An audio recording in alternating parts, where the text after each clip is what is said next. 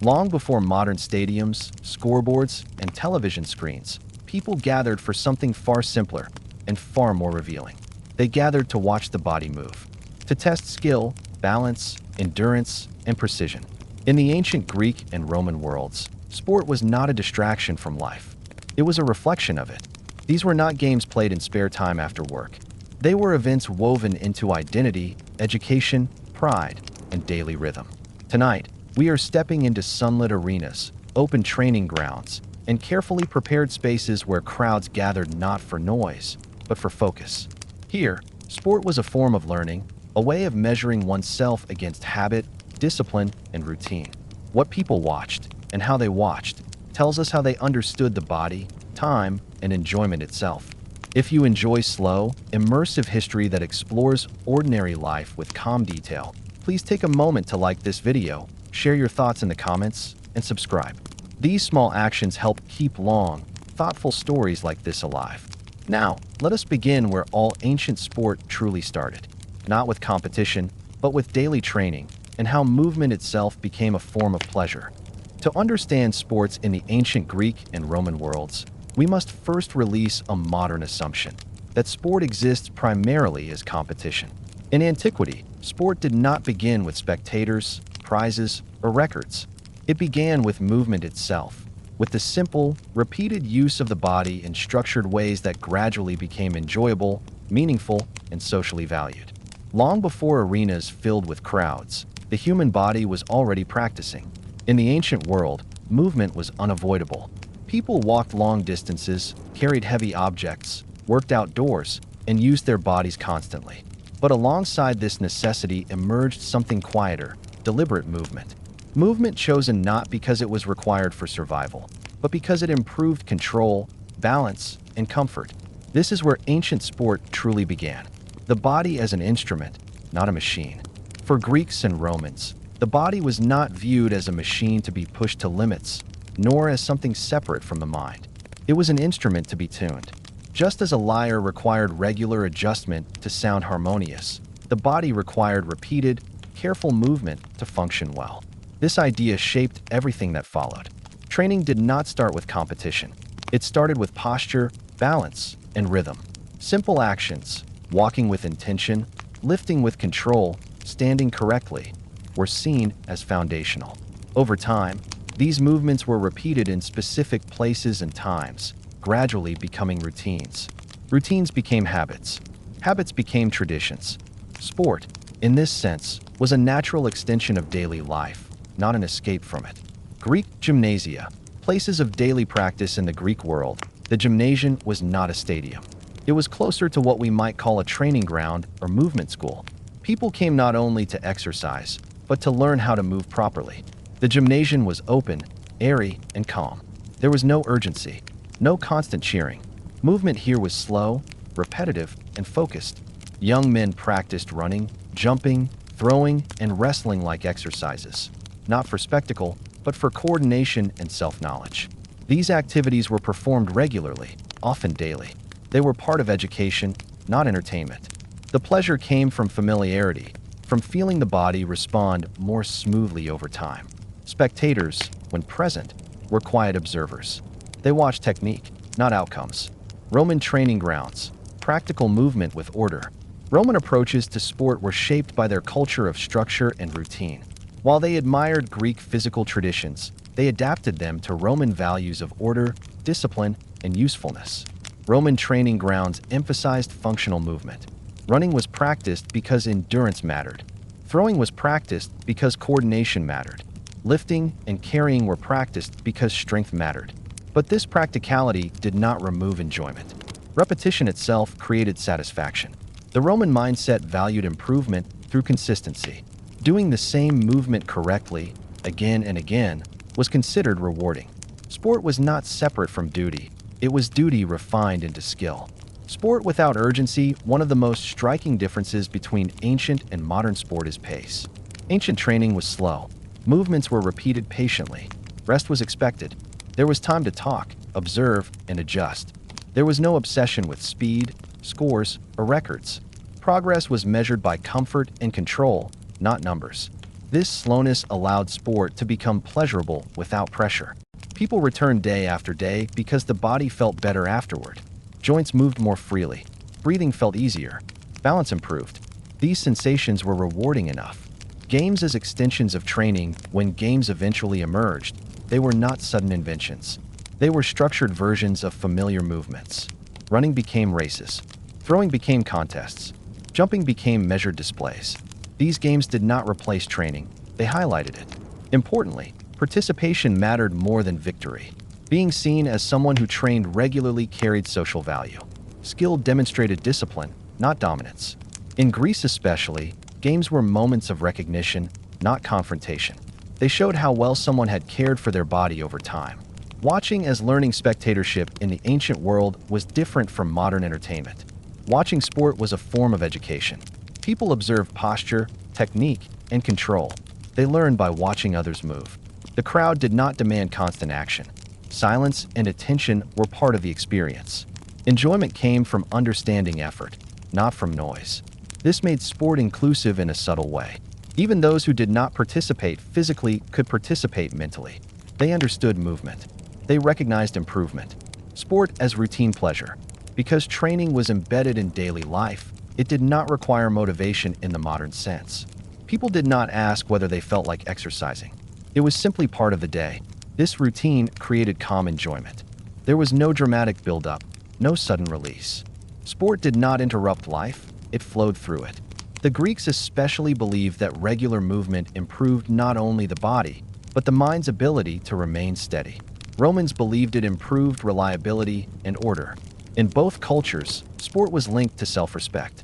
No clear line between play and practice. Another modern assumption falls away here.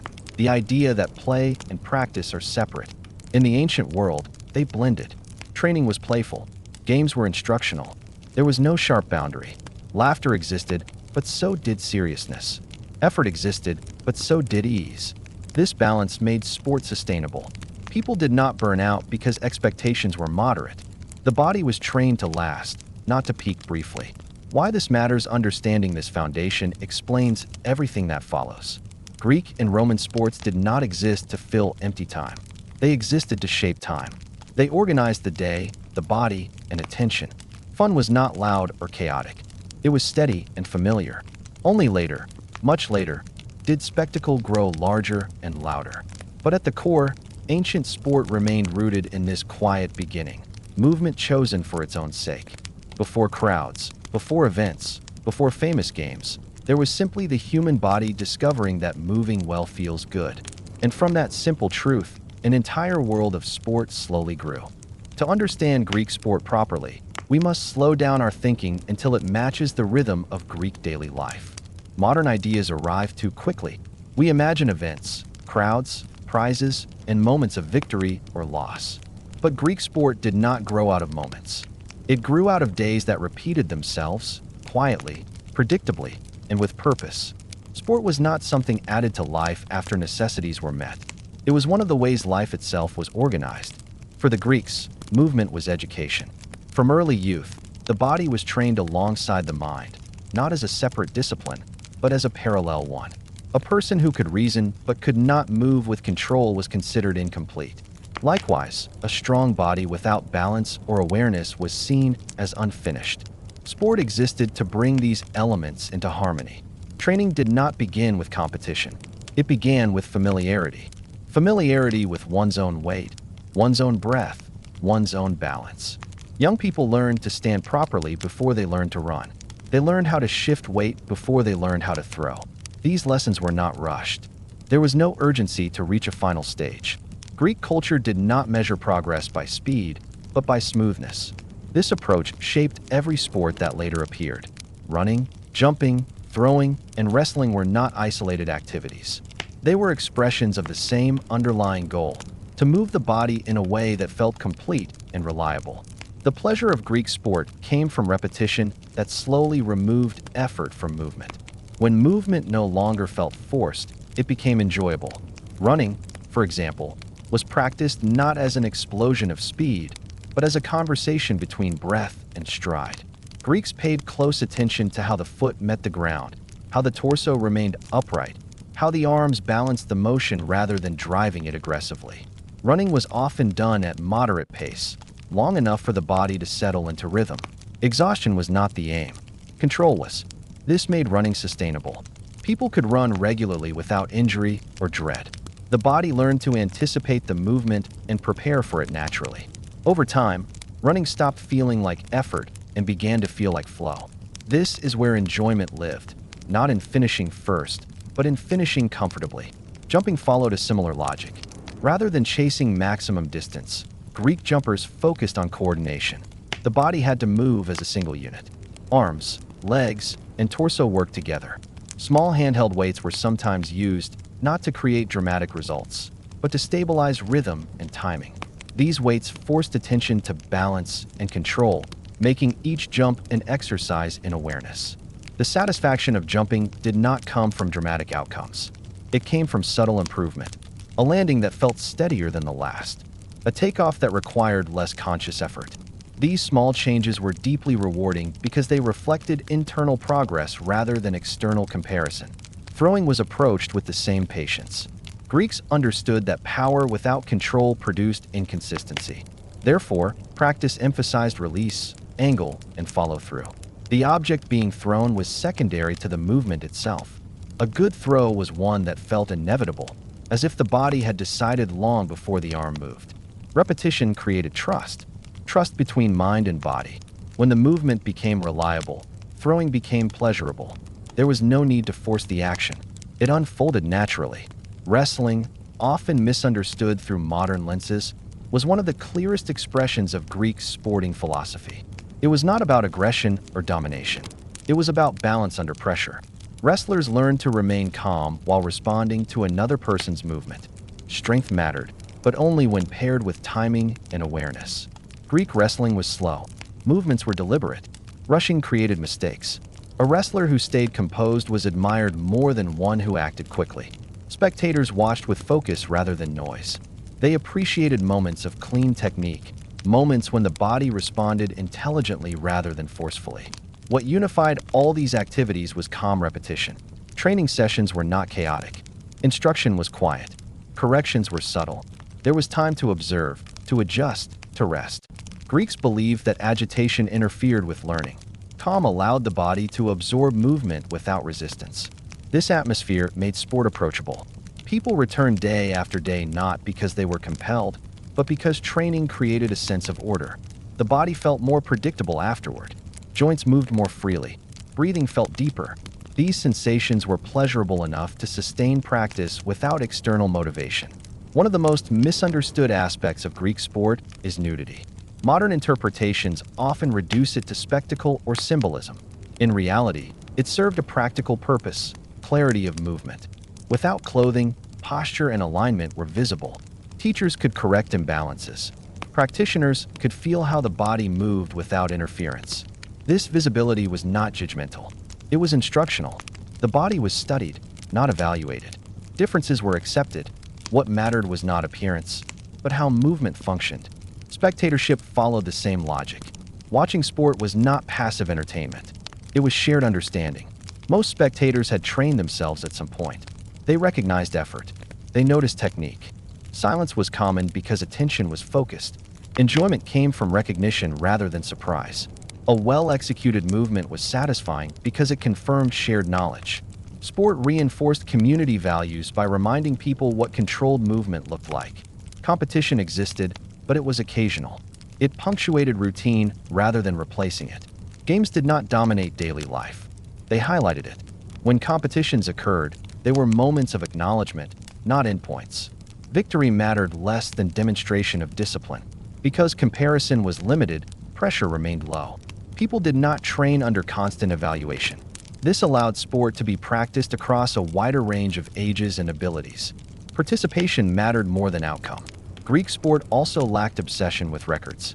There was no fixation on measuring progress numerically. Improvement was felt, not counted. This made sport more personal and less anxious. One did not need to outperform others to feel satisfied. One only needed to move better than before. This philosophy created longevity. People could continue training throughout life. Sport was not something one aged out of. It adapted to the body's changing capabilities. Movements became slower, but no less meaningful. Fun, in the Greek sense, did not come from excitement or noise. It came from familiar pleasure. The pleasure of returning to the same movements and finding them slightly easier, slightly smoother, slightly more natural. This pleasure was quiet but persistent. Greek sport, therefore, cannot be separated from Greek ideas of beauty. Beauty was not appearance alone. It was harmony. A movement that flowed without strain was considered beautiful. Watching such movement brought satisfaction not because it impressed, but because it felt right. This idea shaped Greek art, education, and philosophy alongside sport. The same search for balance appeared everywhere. Sport was one expression of a broader worldview that valued moderation, awareness, and rhythm. What modern audiences often miss is that Greek sport did not exist to distract from life. It existed to structure life gently. It provided daily anchors. Times to move, times to rest, times to observe. These anchors created stability. Because sport was integrated into daily rhythm, it did not compete with other responsibilities. It complemented them. A person who trained regularly was believed to work better, think more clearly, and interact more steadily with others. This integration is why Greek sport endured for centuries with relatively little change. It did not rely on novelty. It relied on repetition. And repetition, when aligned with human capacity, does not grow dull. It grows comfortable. The modern world often chases stimulation to sustain interest. The Greek world sustained interest through continuity. People returned to sport because it made life feel ordered. Understanding this helps explain why later cultures, especially Rome, were drawn to Greek practices. They recognized that beneath the calm lay a powerful system for shaping behavior and identity. But the Greek foundation remained unique. It treated sport not as performance, not as spectacle, but as a daily conversation between the body and attention. Before crowds became louder, before arenas grew larger, before sport turned outward, it lived inward. It lived in the quiet satisfaction of moving well. And it is from this calm, disciplined beginning that everything else followed. To understand Roman sports fully, we must first abandon the image that dominates popular imagination. Massive arenas filled with noise, bodies moving only for spectacle, crowds demanding constant excitement. That image is incomplete. It captures only the outer layer of Roman sports culture, not its foundation. Roman sport did not begin with spectacle. It began, like Greek sport, with routine, but it developed in a different direction because Roman society itself was different in its relationship to order, authority, and time. The Romans inherited Greek ideas about the body, movement, and training, but they did not inherit Greek priorities. Where the Greeks saw sport as a path toward personal balance and harmony, Romans saw it as a way to cultivate reliability. A Roman valued a body that could be depended upon, one that responded predictably, endured strain, and obeyed instruction. This single difference reshaped everything. Roman daily life was structured to an extraordinary degree. Time was segmented. Responsibilities were defined. Social roles were clear. In such a world, leisure could not be allowed to drift without form. Unstructured free time was seen as potentially destabilizing. Therefore, Romans organized leisure just as carefully as they organized work. Sport became one of the primary tools for doing this. Physical activity in Rome was never only about enjoyment. It was about maintaining readiness. A body that moved well reflected a mind that followed order. Romans believed deeply that discipline in one area reinforced discipline in all others. Sport trained obedience, endurance, and attention, qualities valued far beyond the training ground. At the most basic level, Roman sports began with training practices that closely resembled Greek ones. Running, jumping, throwing, lifting, and grappling were all practiced regularly. But the atmosphere surrounding these activities was different. Where Greek training spaces encouraged quiet exploration and individual refinement, Roman spaces emphasized instruction and repetition according to set patterns. Exercises followed sequences. Movements were standardized. Improvement was expected to be visible and consistent. Roman training rarely took place in isolation. People trained in groups, under supervision, following established routines. This reinforced a sense of collective identity. One did not train simply for oneself. One trained as part of a broader social body. The body became a unit within a larger system. Running, for Romans, was not admired primarily for elegance. It was admired for stamina. A runner who could maintain pace over long distances demonstrated reliability. Roman training emphasized steady, sustained movement rather than bursts of speed. The goal was not to impress observers, but to condition the body to respond without hesitation. Throwing practices reflected similar priorities. Strength mattered, but strength without control was useless. Roman throwers trained to deliver consistent results. Accuracy and repeatability were valued more than individual flair. Training sessions involved repeating the same movement until it became automatic. This repetition was not seen as dull. It was seen as reassuring. Lifting and carrying exercises were common and practical. Romans believed that the body should be accustomed to bearing weight calmly. This kind of strength was not dramatic. It was quiet, steady, and dependable. Enjoyment came from knowing that the body could be trusted. These training practices created a particular emotional tone around sport. Roman sport was not playful in the Greek sense. It was satisfying rather than joyful. Satisfaction came from order being maintained, from routines being followed correctly, from improvement occurring as expected. Yet Roman sport did not remain confined to training grounds. As Roman cities expanded and populations grew, physical activity took on a public dimension unlike anything the Greek world had developed. Romans understood the power of shared experience. Large gatherings reinforced unity. Sport became one of the most effective ways to create this unity without chaos. Public sporting events in Rome were carefully organized. Schedules were fixed. Spaces were designed to control movement. Participants were assigned roles. Spectators were guided by architecture itself. Everything served order. This transformation did not erase the original purpose of sport. It magnified it. Discipline practiced privately was now displayed publicly. The body became a symbol of Roman values: strength under control, endurance within limits, obedience to structure. Roman enjoyment came from watching order made visible. Seeing many bodies move according to rules, timing, and instruction produced a sense of stability. The same principles that governed Roman law, roads, and administration appeared in physical form. Spectatorship in Rome was therefore deeply participatory, even when individuals were not physically involved. The crowd responded, reacted, and engaged, but always within a structured framework. Events followed sequences. Anticipation built gradually. Pleasure came not from unpredictability, but from expectation fulfilled. Unlike Greek spectators, who often watched silently to study technique, Roman audiences expressed themselves openly. Noise was not disorder. It was regulated expression. Cheering, reacting, and responding were all part of the experience, but they occurred within known boundaries. This public dimension of Roman sport also introduced specialization. Not everyone trained for public performance. Some individuals dedicated themselves to preparation. Others performed. Others watched. Each role was distinct and respected. This separation allowed Roman sports to grow larger and more elaborate than Greek ones. However, it is crucial to understand that Roman public sport did not replace private movement. The two existed simultaneously. Behind every public display lay countless hours of quiet repetition. The spectacle rested on discipline. Many Romans continued to practice physical activity privately or in small groups throughout their lives. These sessions were calmer, closer to Greek tradition. Repetition, familiarity, and personal improvement remained central. Public sport depended on this foundation. Roman leisure culture extended beyond formal athletic displays. Everyday physical amusements filled ordinary days. Games involving throwing, catching, running short distances, and coordinated movement were common.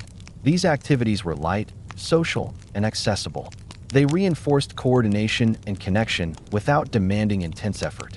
Such games were played in courtyards, streets, and open spaces. They required minimal equipment. Their purpose was not competition, but engagement. Movement kept the body responsive. Social interaction kept the community connected. Even children's play reflected Roman values. Games taught coordination, timing, and rule following. From an early age, the body learned to operate within structure. Fun and discipline were not opposites. They were intertwined. Roman sport also played a role in marking time. Public events followed calendars. Anticipation structured weeks and months. This gave rhythm to urban life. People knew when gatherings would occur.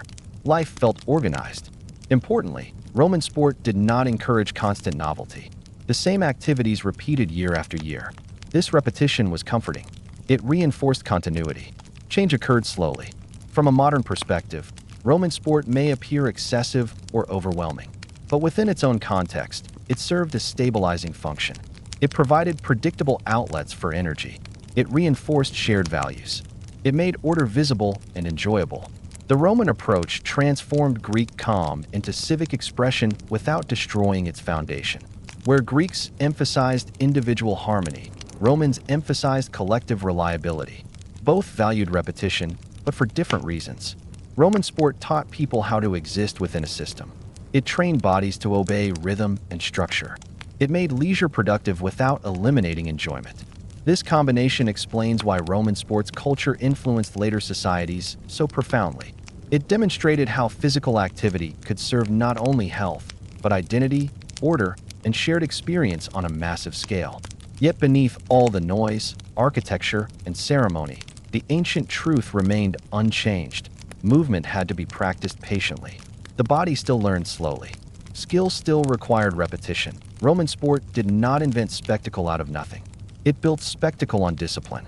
And it is from this understanding, this balance between private training and public order, that the ancient world's approach to sport reveals its deepest meaning. To understand what sport truly meant in the ancient Greek and Roman worlds, we must now step away from formal training grounds, public events, and organized displays, and move into the quieter spaces of daily life. Not everyone trained in gymnasia. Not everyone attended grand public events. Yet movement, play, and physical enjoyment were still present everywhere. They appeared in small games, casual contests, and simple physical amusements that filled ordinary days. These activities were not recorded with ceremony. They were not announced. They were simply lived. For most people in the ancient world, sport was not something set apart from life. It blended seamlessly into work, rest, and social interaction. The body was already active throughout the day, so fun emerged not from intense exertion, but from variation. A change of pace, a light challenge, a moment of shared movement. In Greek cities, open spaces were part of everyday architecture. Courtyards, streets, and communal areas naturally invited physical interaction. Young people played throwing games using stones, small discs, or improvised objects. Accuracy mattered more than force. These games sharpened coordination while remaining relaxed and social. There were no fixed teams, no strict scores. Play adjusted to who was present. Running games were common, especially among the young. These were not races designed to crown winners. They were bursts of movement, short distances, sudden changes of direction. The pleasure came from responsiveness, from laughter, from testing balance rather than endurance. Movement here was playful, not instructional. Jumping appeared in similar ways. People challenged one another casually. Who could land more smoothly? Who could maintain balance longer? Who could repeat a motion without losing rhythm? These challenges were friendly and fleeting. They ended as easily as they began. Greek daily play reflected the same values as formal sport: control, rhythm, and moderation. Even fun respected limits. Exhaustion was unnecessary. Enjoyment came from feeling capable, not from pushing boundaries. Adults participated as well, though differently. Games became lighter, slower, more conversational. Throwing and catching games were common, often accompanied by discussion. Movement supported social connection rather than replacing it. Roman daily games shared many of these features, but carried a slightly different tone. Roman life emphasized structure, even in leisure. Informal games still followed rules, though these rules were often unspoken. Turn-taking mattered. Fairness mattered. Predictability mattered. Romans enjoyed games that tested coordination and timing. Catching, tossing, and light running games filled public spaces. These were not training exercises, but they preserved physical readiness without demanding focus. Fun existed and order maintained casually. Children's games in Rome often mirrored adult expectations. Simple rule-based games taught timing, attention, and cooperation. Movement was a way to learn social behavior. Even at play, the body practiced discipline gently. Board-like games involving physical interaction were also common. Some required standing, shifting weight, or quick hand movements. These games blurred the line between mental and physical activity. They kept the body alert while engaging the mind. One of the most important aspects of everyday sport was accessibility. These games required little or no equipment. They adapted to space and participants. Anyone could join. No preparation was needed. This allowed movement to remain part of life, even for those without time or resources for formal training. Seasonal changes shaped these activities naturally. In warmer periods, movement shifted outdoors. In cooler times, games adapted to sheltered spaces. The body remained active without disruption. Fun adjusted to environment. What is striking is how little emphasis there was on winning. Many games ended without clear outcomes. Enjoyment did not depend on result. It depended on participation and presence. This reduced pressure and encouraged repetition. This approach made play sustainable across age and ability. Older individuals participated differently, but they still moved. Movement was not reserved for youth.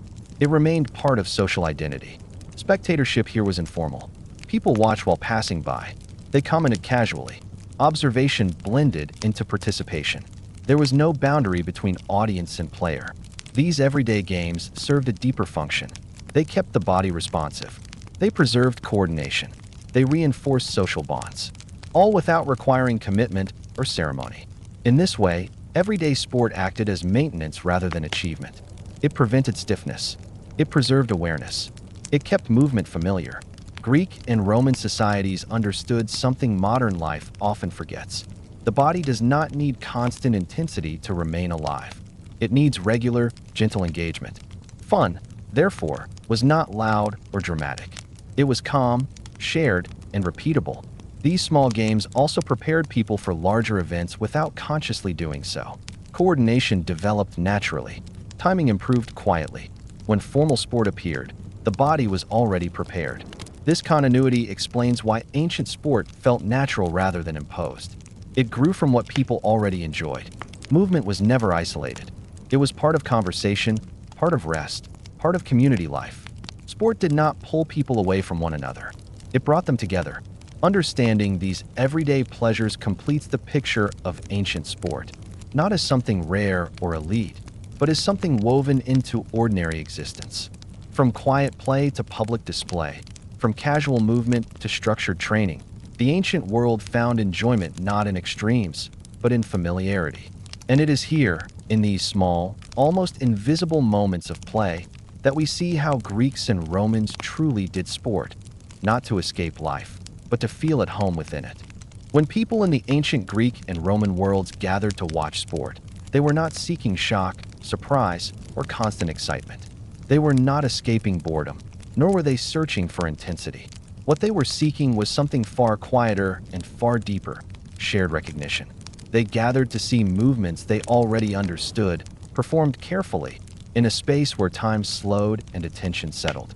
In the ancient world, sport was not something distant from ordinary life. It was already present in daily movement, in work, in play, in walking, lifting, throwing, and balancing. Because of this, public sport did not introduce something new. It concentrated something familiar. This concentration was the source of pleasure. A Greek or Roman spectator did not arrive as a passive observer. They arrived carrying bodily memory. At some point in their life, they had run, thrown, jumped, wrestled, or played similar games. Even those who no longer moved actively still remembered how movement felt. Watching sport awakened this memory gently. The body recognized what the eyes saw. This recognition created a unique emotional state. It was not excitement in the modern sense. It was calm alignment. The viewer felt connected to the movement without needing to participate physically. This was deeply satisfying. In Greek cities, early public games emerged slowly. They were not constant features of life. Most days already included movement through training or daily activity. When games occurred, they felt special not because they were louder or faster, but because they invited collective attention. People paused their routines together. Greek spectators approached these moments with seriousness. Silence was common, not because emotion was absent, but because attention was focused. Watching a runner maintain rhythm or a wrestler preserve balance required concentration. These were not performances to be consumed quickly. They were demonstrations to be understood. The pleasure of watching lay in subtlety, a slight adjustment of posture, a calm response under pressure, a movement that unfolded smoothly rather than forcefully. These moments carried meaning only because the audience understood effort. Public sport in Greece reinforced shared standards. It reminded people what controlled movement looked like. This was not about judging bodies. It was about reaffirming values, moderation, balance, patience. The community saw itself reflected in motion. Because of this, competition did not dominate emotion. Victory mattered, but it was not everything. A participant who moved well earned respect even without winning. Spectators admired discipline more than outcome. This reduced tension and allowed sport to remain calm. Roman public sport grew from the same foundation, but expanded in scale and organization. Roman cities were larger, more crowded, and more structured. Shared experiences needed careful planning. Sport became a powerful way to gather people without losing order. Romans understood that time itself needed structure. Public games were placed deliberately in the calendar. Anticipation became part of pleasure. People knew when events would occur and prepared for them mentally. This preparation created rhythm in urban life. Unlike Greek gatherings, Roman crowds expressed themselves openly. Reaction, voice, and collective response were expected. But this expression was not disorder. It followed familiar patterns. People knew when to react and when to wait. Noise itself became part of structure. Roman spectators found pleasure in seeing order unfold publicly. Events followed sequences. Movements occurred as planned. This predictability was comforting. It reflected the broader Roman world, where law, roads, and administration functioned through reliability. Watching sport in Rome was therefore not only entertainment. It was reassurance. It confirmed that systems worked, that coordination was possible, that collective life could remain stable. Public sport also offered rest without isolation. Ancient life demanded constant effort. True rest was rare. Public games allowed work to pause collectively. This mattered deeply. Rest shared by many felt different from rest taken alone. The body rested while the mind remained engaged. Attention followed movement. This created renewal without passivity. People returned to daily life steadier, not overstimulated. Another essential aspect of ancient spectatorship was memory. Each gathering layered itself upon previous ones. People remembered past performances not through numbers, but through feeling. They remembered steadiness, control, or calm presence. These memories accumulated gently over time. This accumulation created continuity. Sport connected generations. Older spectators recalled their own training. Younger spectators imagined themselves moving in the future. Public games linked life stages without forcing transition. Ancient spectators also experienced sport as conversation without words. After gatherings, people spoke about what they had seen, not in terms of scores, but in terms of movement quality. Discussion reinforced shared understanding. Because movement was familiar, conversation remained grounded. People did not need explanation. They spoke from experience. One of the most important differences between ancient and modern spectatorship lies here. Modern audiences often watch without bodily understanding. Ancient audiences watched with embodied knowledge. This prevented distance. Sport remained human. Public sport also served as a mirror for social values. Discipline, patience, preparation, restraint, and reliability were visible in motion. These values were admired because they were lived daily. Sport simply made them visible. This visibility mattered. Values felt abstract until they were seen. Movement gave them form.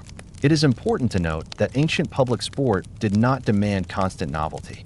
The same types of events repeated year after year. Repetition was comforting.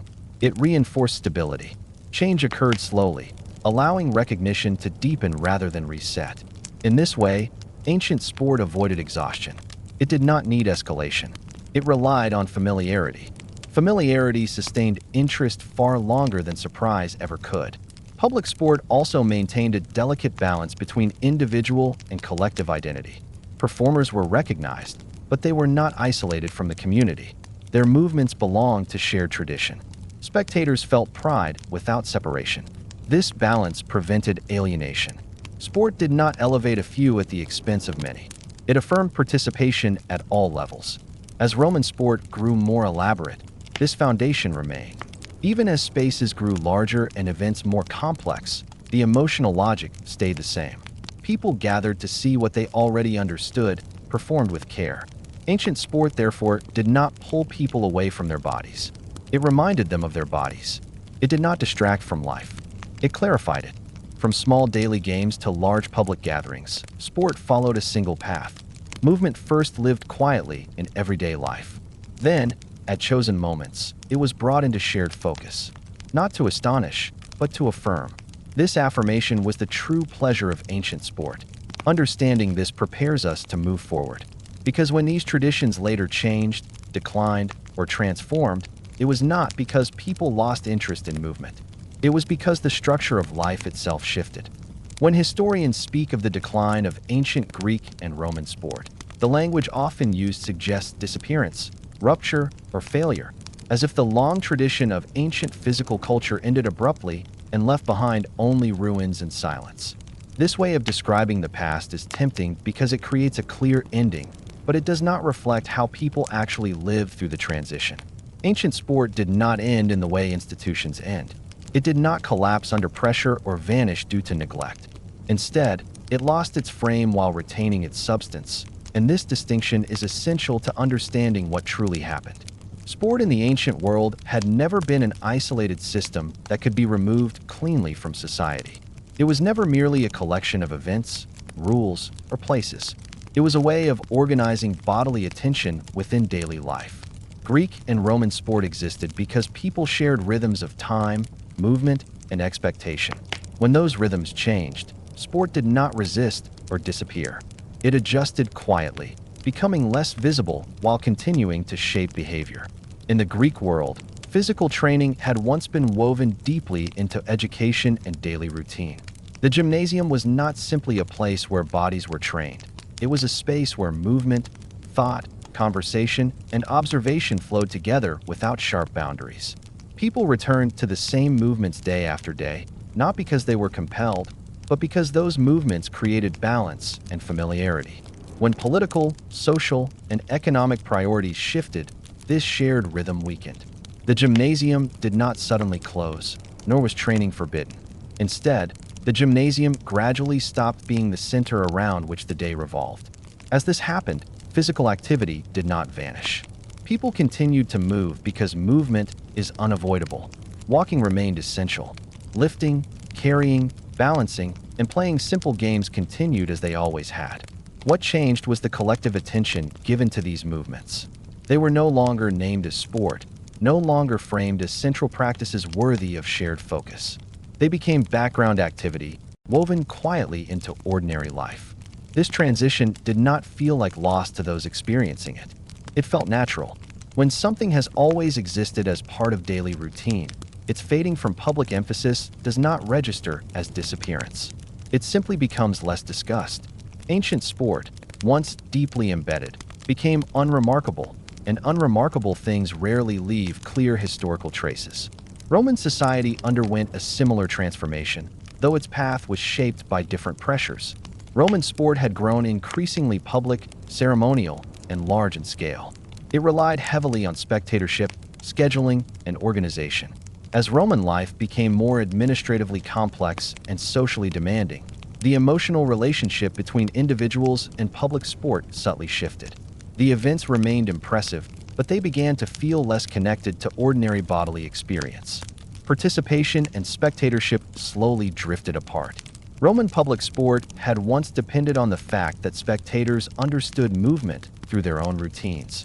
When daily physical life became less structured and less communal, that embodied understanding weakened. Watching became easier than doing, and recognition slowly gave way to observation. Yet even here, movement itself did not disappear. Children continued to play physical games because play does not require institutions. Adults continued to move their bodies through work, travel, and informal recreation. Walking remained central to Roman life. Throwing, catching, balancing, and light contests survived precisely because they were flexible and informal. What faded was not physical activity, but the idea that physical activity needed to be publicly framed as sport. As ancient sport lost its formal identity, it did not lose its influence. The calm principles that had shaped Greek and Roman physical culture remained embedded in habit. People still learned that controlled movement felt better than chaotic exertion. They still understood that repetition brought ease rather than boredom. They still recognized that watching skilled movement could be satisfying without being overwhelming. These principles survived because they were practical. They did not require belief or instruction. They were learned directly through the body. Once learned, they did not need reinforcement through ceremony or spectacle. As centuries passed, the shared rhythms that had once anchored sport, daily training, seasonal gatherings, predictable pauses, continued to erode. Without rhythm, sport lost coherence. Without coherence, it lost visibility. But invisibility is not absence. It is simply integration. Later societies inherited these integrated practices without recognizing their origins. Structured repetition and training, appreciation for smooth technique, the belief that physical activity could calm rather than exhaust. These ideas did not reappear through conscious revival. They persisted quietly in behavior. When organized sport eventually re-emerged in new historical contexts, it carried ancient assumptions beneath its surface. The idea that bodies improve through repetition. The idea that spectators enjoy recognition more than confusion. The idea that movement can organize time and attention. These ideas were ancient not because they were old, but because they were human. Ancient sport did not survive through preservation. It survived through usefulness. It became ordinary, and ordinary things endure far longer than celebrated ones. Modern culture often misunderstands ancient sport because it searches for endings rather than transformations. The stadium falls silent, and we assume the practice has ended. The calendar changes, and we assume the rhythm is lost. But the body does not follow calendars. It follows sensation, habit, and comfort. As long as humans walk, lift, balance, and play, ancient sport continues to exist, not as a named tradition, but as felt knowledge. This knowledge passes quietly from one generation to the next, not through instruction, but through imitation and experience. Ancient Greek and Roman sport did not disappear into history. It disappeared into daily life, into instinct, into the unspoken understanding of how bodies prefer to move. When Greek and Roman sports are compared, the discussion often begins at the surface level. Greeks valued harmony, Romans valued strength. Greeks trained calmly, Romans loved spectacle. Greeks moved for balance, Romans moved for power. While none of these statements are entirely wrong, they remain shallow. They describe what sport looked like, not what it meant. To understand the real difference between Greek and Roman sport, we must look beneath the movements themselves and examine how each civilization understood the body's place within life. Both Greeks and Romans used the same human body. Muscles, breath, balance, fatigue, recovery, all of these were identical. What differed was the relationship each society formed with the body. Sport, in both cultures, was an expression of that relationship rather than a separate activity. For the Greeks, the body was something to be understood. Movement was a language through which the individual learned about balance, proportion, and limitation. Greek sport grew out of a worldview that believed harmony could be cultivated through attention and repetition. The body was not an object to be pushed, but a presence to be refined. Sport was therefore inward-facing. Even when others were watching, the movement itself remained a conversation between the mover and their own awareness. This inward orientation shaped everything. Greek training spaces were open and calm. Time was not pressured. Repetition was valued because it reduced effort and increased familiarity. The ideal Greek athlete was not the one who exhausted themselves, but the one who moved with ease.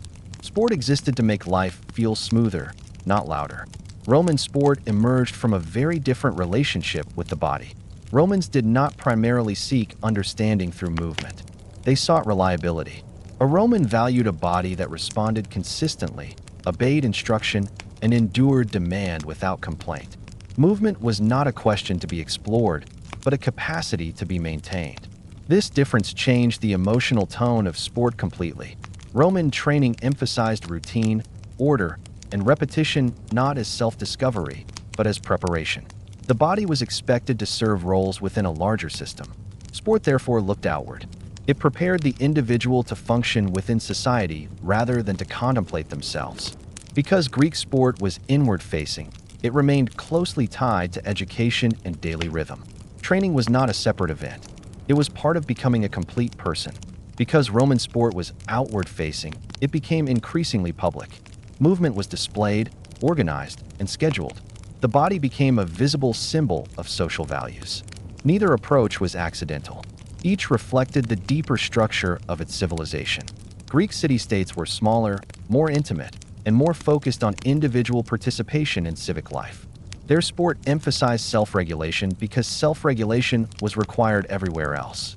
Roman society, by contrast, governed vast populations and complex systems. Its sport emphasized order because order was essential to survival. This explains why Greek sport rarely escalated into spectacle. Loudness, excess, and constant novelty would have disrupted the calm repetition upon which Greek training depended. Roman sport, however, gradually embraced scale because scale reinforced shared identity and authority. Yet despite these differences, both civilizations shared an ancient understanding that modern perspectives often miss. Movement must feel right. Greeks expressed this through harmony and proportion. Romans expressed it through discipline and predictability. But both rejected chaos. This shared rejection of chaos is crucial. Neither Greek nor Roman sport celebrated randomness. Skill mattered. Preparation mattered. Repetition mattered. Even in Roman public displays, the pleasure came not from confusion, but from seeing order maintained under pressure. Another key difference lay in spectatorship. Greek spectators watched as participants in memory. They had trained. They recognized technique. Silence often accompanied observation because understanding required attention. Roman spectators, while still knowledgeable, increasingly experienced sport as a collective event. Reaction, voice, and shared emotion became part of participation. This does not mean Roman spectators were shallow. It means their relationship to sport mirrored their relationship to society. Belonging mattered. Being part of the crowd mattered. Sport created unity through shared response rather than shared introspection. Greek sport asked, "How well does the body know itself?" Roman sport asked, "How well does the body serve its role?" Both questions are human. Both produce enjoyment, but they lead to very different cultures of movement. Over time, these differences influenced how each civilization's sport faded.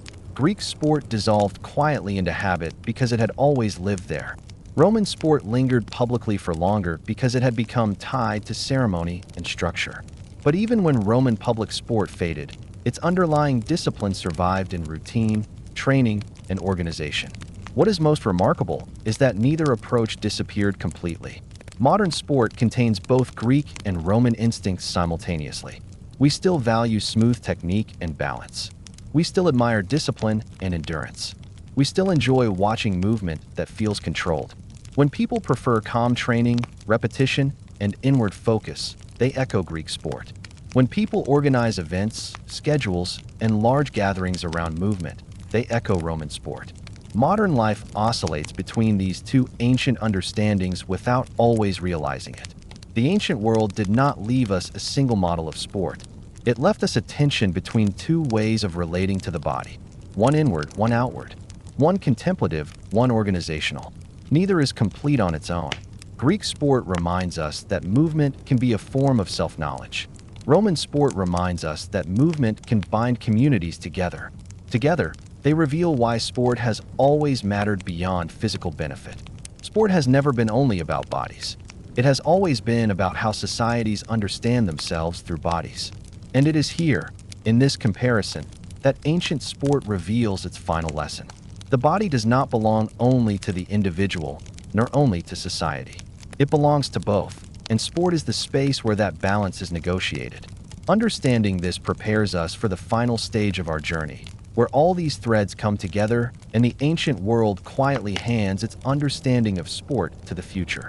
When people look at modern sport, exercise, or even everyday physical habits, they usually imagine a clean break from the ancient world, as if contemporary life invented new relationships with the body while leaving Greek and Roman practices behind as historical curiosities. This assumption feels natural because modern environments look different, sound different, and move faster. Yet when examined carefully, the ways modern people train, watch movement, rest between efforts, and even judge physical skill reveal a deep continuity that reaches back to the ancient world. The connection is not obvious because it does not survive as formal tradition or explicit reference. It survives as structure, as expectation, and as instinct. Ancient Greek and Roman sport did not survive by being remembered. It survived by being useful. Practices that help bodies move more comfortably, that help attention settle, and that help communities gather around shared rhythms do not disappear when societies change. They adapt. Over time, they lose names, rituals, and architectural frames, but they remain embedded in behavior. Modern sport is therefore not a reinvention. It is a rearrangement.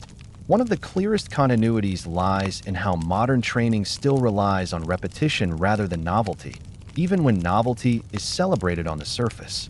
Gyms may advertise constant variation, but effective training still depends on repeating the same movements until the body learns them deeply. This is a direct inheritance from ancient Greek practice, where repetition was not merely tolerated but valued as the path to ease. Modern know-how may describe this in scientific terms, but the lived experience remains the same. Movement becomes satisfying when it no longer demands constant conscious correction, when it flows, when it feels predictable rather than surprising. This preference for predictability is ancient. Greeks cultivated it through calm repetition, Romans through disciplined routine. Modern training blends both instincts. People seek programs that promise structure while also promising refinement. The popularity of steady routines, of consistent schedules, of training plans that emphasize gradual progression reflects an ancient understanding that the body does not thrive under constant disruption. Despite modern fascination with intensity, most people abandon practices that exhaust attention rather than sustain it. What remains are habits that echo ancient moderation. The ancient Greek idea that movement should feel balanced rather than violent also persists quietly in modern aesthetics. Even when modern sports celebrate speed and strength, admiration often settles on moments where effort appears controlled. Smooth technique draws praise across disciplines. A movement that looks effortless is judged superior to one that looks forced. This judgment is not taught explicitly to spectators. It arises spontaneously because human perception has always preferred coordination over chaos. Ancient spectators recognized this intuitively, and modern spectators continue to do so even if they lack the language to explain why. Roman influence appears most clearly in how modern sport organizes time and attention. Schedules, seasons, calendars, and predictable events structure contemporary sports culture. People anticipate matches, races, or competitions weeks in advance, arranging life around them. This habit mirrors Roman public sport, where anticipation itself was part of pleasure. Modern audiences may frame this as entertainment, but emotionally it serves the same function it once did. It creates shared pauses in ordinary life. It offers moments when many people stop together and focus on the same thing. This collective focus remains deeply satisfying because it counters fragmentation. Ancient Rome used public sport to unify large populations through shared experience. Modern societies, though different in scale and technology, still rely on sport to produce moments of collective attention. The mechanism has not changed. Only the medium has. Another continuity lies in how modern spectators respond to movement. Despite changes in technology and presentation, spectators still value recognition more than confusion. They enjoy watching skill they can understand, even if only partially. When spectators feel lost, interest fades. When they feel oriented, attention deepens. Ancient sport relied on this recognition because spectators had bodily experience. Modern sport compensates by teaching rules, replaying movements, and emphasizing technique. The goal remains the same: to restore recognition. Modern rest practices also reveal ancient logic. People increasingly seek active rest rather than complete inactivity. Walking, light movement, gentle stretching, and repetitive low-intensity activity are widely valued as restorative. This echoes ancient understanding that rest does not require stillness, but ease. Greeks practiced movement that calmed rather than excited. Romans structured leisure so that it refreshed without disorder. Modern wellness language often describes this in new terms, but the bodily truth remains unchanged. The persistence of simple physical play further illustrates continuity. In formal games, casual movement and unstructured play continue to appear wherever people gather, especially among children. These activities require no instruction and no preservation because they arise naturally. Ancient daily games survive precisely because they were flexible. Modern equivalents appear spontaneously in parks, streets, and shared spaces. They carry the same logic of participation without pressure. Even modern debates about sport echo ancient tensions. Discussions about whether sport should prioritize beauty or effectiveness, whether training should be inward-focused or performance-driven, whether spectatorship enhances or distances experience, all mirror the Greek-Roman divide. These are not new questions. They are recurring human negotiations about how the body belongs to the self and to society at the same time. Modern fitness culture often swings between extremes, alternating between intense discipline and relaxed exploration. These swings reflect ancient inheritance rather than modern confusion. Greek sport leaned toward inward understanding, Roman sport toward outward structure. Modern practice oscillates because it carries both impulses without always recognizing their origin.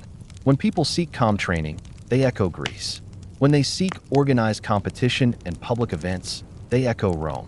The alternation feels modern only because the context has changed. One of the most subtle continuities lies in how modern people judge authenticity in movement. Movements that appear overly artificial or excessively manufactured often provoke discomfort. Viewers sense when movement is disconnected from bodily understanding. This sensitivity is ancient. Greek spectators valued movement that expressed genuine control rather than forced display. Roman spectators valued movement that fulfilled its role within order. Modern audiences still react negatively to movement that feels empty of either quality. Technology has not erased this instinct. Cameras, slow motion, and analytics have only intensified attention to technique. The more movement is examined, the more ancient preferences assert themselves. Balance, timing, and control remain central to judgment. The vocabulary may be scientific, but the perception is human. Ancient sport also shaped how modern societies think about fairness and rules.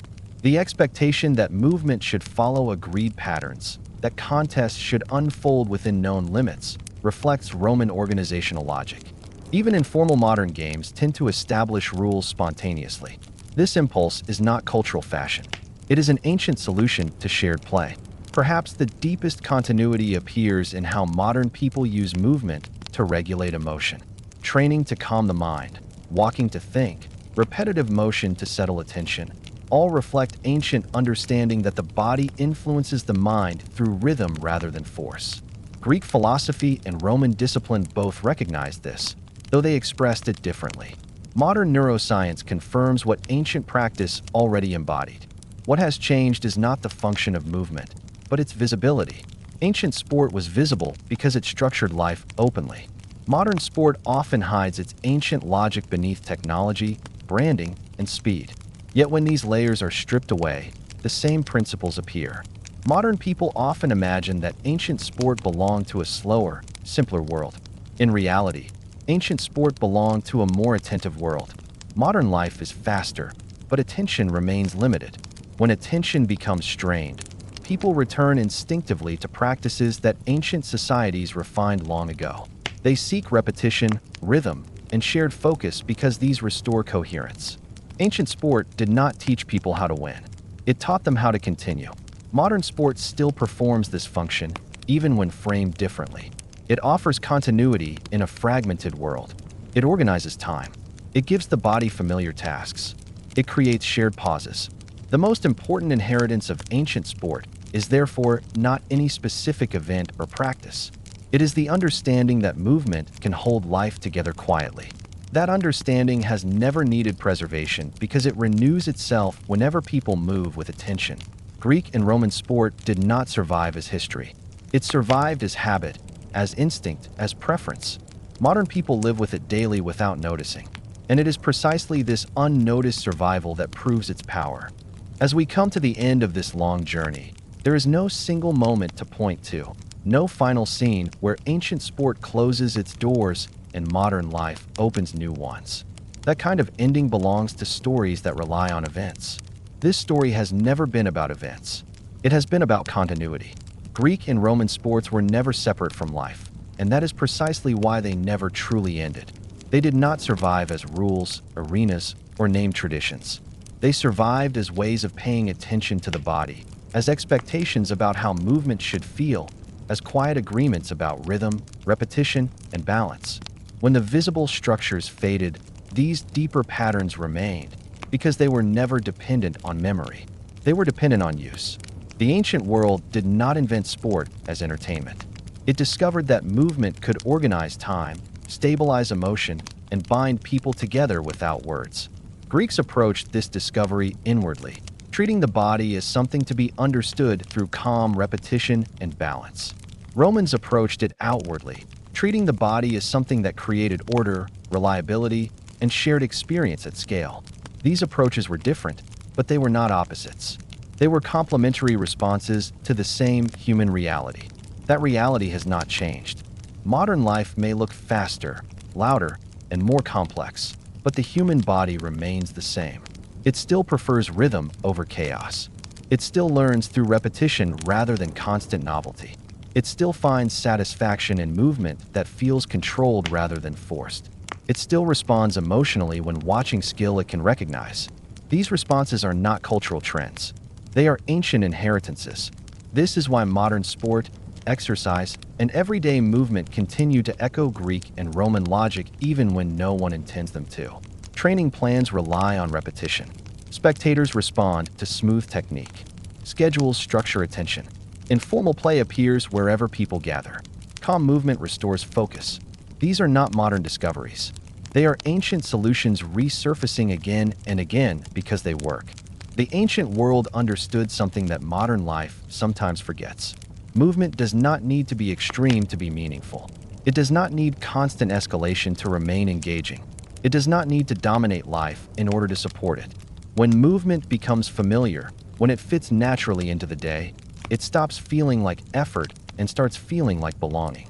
This sense of belonging is the quiet thread that runs through all ancient sport. Greeks belonged to their bodies through understanding. Romans belonged to their communities through shared movement and spectatorship. Both forms created stability, not excitement for its own sake. When those ancient structures softened, the knowledge did not disappear.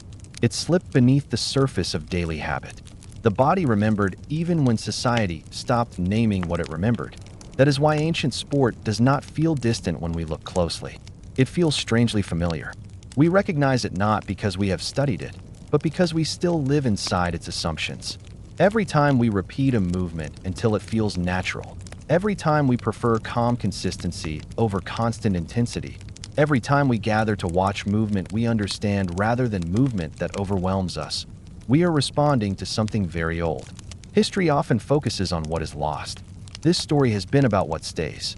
Greek and Roman sport did not leave us monuments of movement. It left us instincts. It taught humanity how to move in a way that could be sustained across a lifetime, how to enjoy watching others move without becoming detached from one's own body, and how to let movement quietly organize time without demanding attention. These lessons did not need preservation. They were preserved automatically because the body continues to need them. And so the ancient world does not end here. It settles. It rests. It continues in the background of modern life, steady and unnoticed, shaping how we move, how we watch, and how we find quiet pleasure in motion.